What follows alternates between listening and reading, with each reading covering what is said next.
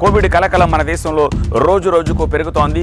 కేసులే కాదు మరణాలు కూడా ఇప్పుడు భారీ సంఖ్యలో నమోదవుతున్నాయి.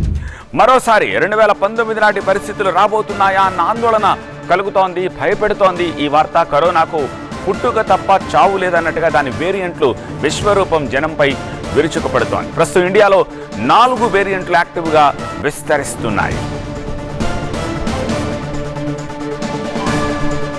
ఆరోగ్య శాఖ డేటా చూస్తే వెన్నులో వణుకు పుడుతోంది. గతంలో ఎప్పుడు దాని ప్రభావం డిసెంబర్, జాన్, ఫెబ్, మార్చిలో ఉండేది. కానీ ఇప్పుడు వానాకాలంలో కరోనా విరుచుకు పడుతూ ఉండడం మరింత ఆందోళన పరుస్తోంది. వింటర్ సీజన్ అంటే విష జ్వరాలు విరుచుకు పడే కాలం. అలాంటి కాలంలో కరోనా కూడా విజృంభిస్తూ ఉండడం మరింత భయపెడుతోంది. అంతేందుకు నిన్న 1828 కేసులుండగా కేవలం 24 గంటల్లో 685 కేసులు నమోదయ్యాయి. ఈ రేంజ్లో కరోనా విజృంభిస్తోంది. ఆరోగ్య శాఖ డేటా ప్రకారం ఇప్పటి వరకు మొత్తం కేసులు 3395. మే 30 నాటికి కేసులు 1828. మే 31 నాటికి కేసులు 3395. మే 25 తర్వాత 5 రెట్లు పెరిగాయి కేసులు. కేరళలో ప్రస్తుతం 1145 కేసులుంటే మహారాష్ట్రలో 424, ఢిల్లీలో 294.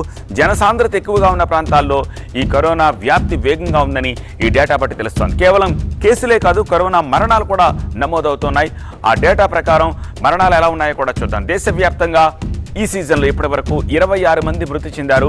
అందులో కోవిడ్ తోటి. అందులో కేరళలో 7 మంది, మహారాష్ట్రలో 6, ఢిల్లీ, కర్ణాటకల్లో 3 చప్పున చనిపోయారు. మే నెలలో మొత్తంలో 15 మరణాలు నమోదయ్యాయి. మృతుల్లో ఎక్కువగా వృద్ధులు, ఇతరత్రా వ్యాధులతో బాధపడేవారే ఉన్నారని వైద్య శాఖ ప్రకటించింది. దీంతో రాష్ట్ర ప్రభుత్వం అలర్ట్ అయ్యింది.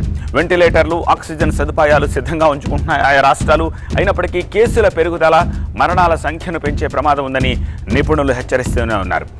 వైద్య శాఖ డేటాలో నమోదు అయ్యే సంఖ్య కూడా గణనీయంగా ఉన్నట్టుగానే తెలుస్తోంది. వీరంతా ఇంట్లోనే ఐసోలేషన్లో ఉన్నారని తెలుస్తోంది. ఈ సంఖ్య యాక్టివ్ కేసులతో పోలిస్తే చాలా గణనీయంగా ఉంది. అయితే ఇతర రాష్ట్రాలతో పోలిస్తే తెలుగు రాష్ట్రాల్లో కరోనా కేసుల సంఖ్య తక్కువగానే ఉంది. ఇది కొంచెం మనకి శుభ పరిణామం. ఏపీలో 17 కేసులుంటే తెలంగాణలో 3 కేసులే ఉన్నాయి.